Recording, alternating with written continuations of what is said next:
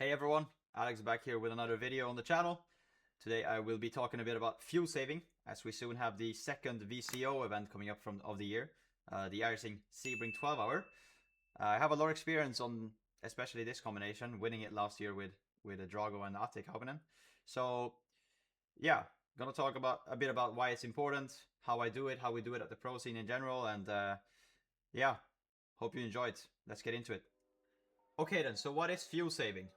It's a technique we use in the sim and also in real life. In real life, they have a couple of different ways to do it. You can short shift, maybe sometimes turn the engine off, the ignition, and lift all those three things, maybe even more. Mapping.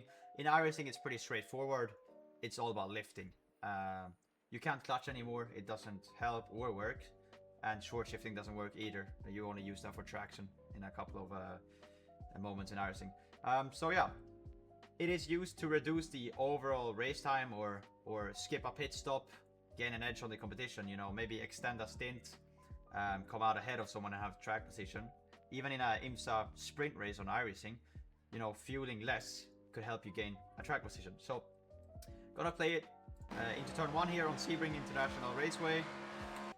Now we're entering what I call a high-speed corner, or in general it's a high-speed corner. Not a lot of braking, very fast speed into it, and then the actual corner is very fast as well. So this is the perfect corner for fuel saving. You also have a blind apex, so it's even better.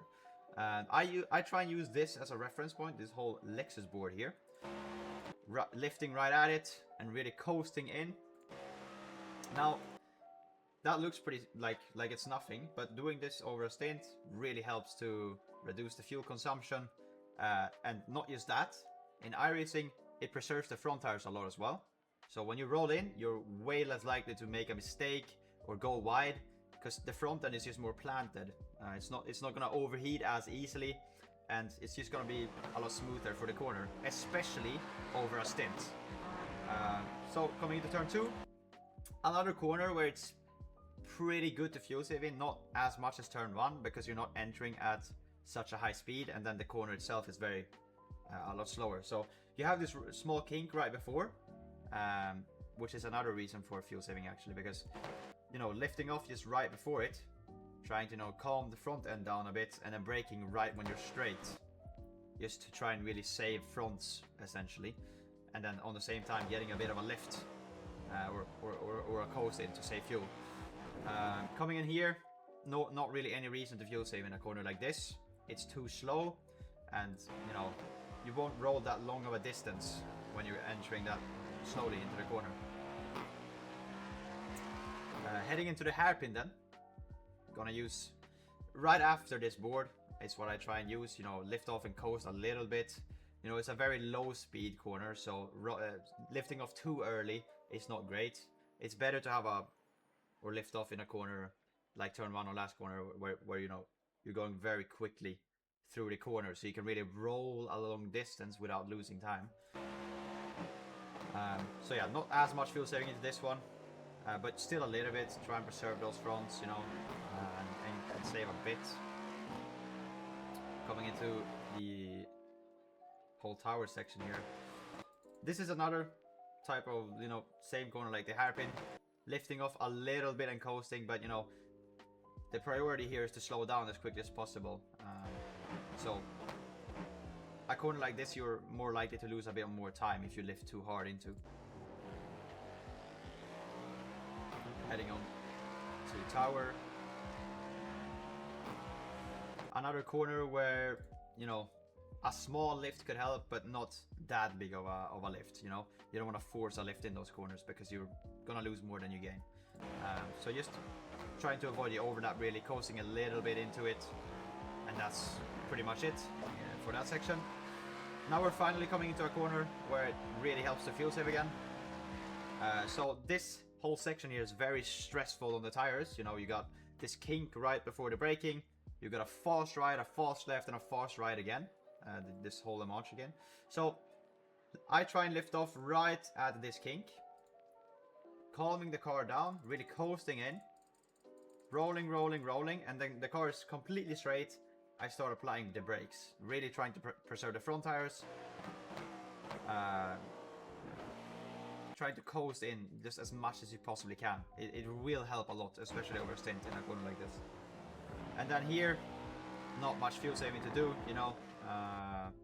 This corner is pretty useless as well because you brake and turn immediately, so it doesn't really help, and you're going slowly as well. So I don't fuel save at all into this corner.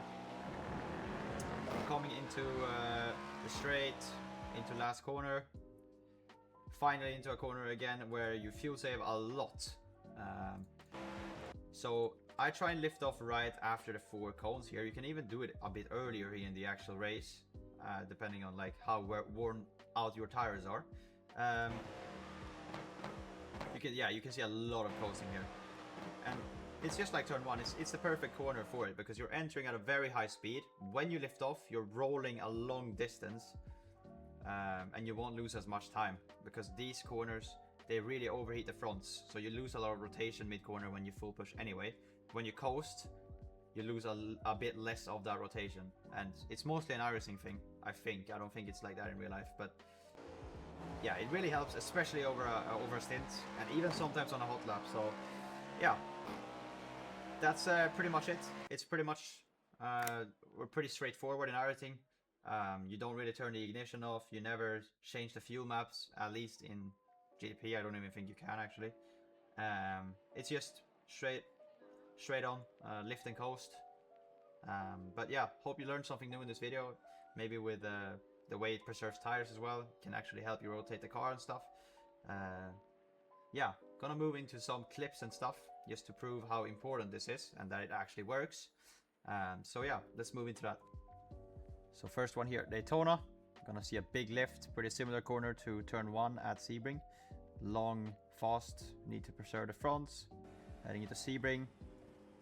This is during a fight with Williams as well for the win. You can see I had a small lift in turn 1 there, and then another big coming here, just to show that it's done almost always.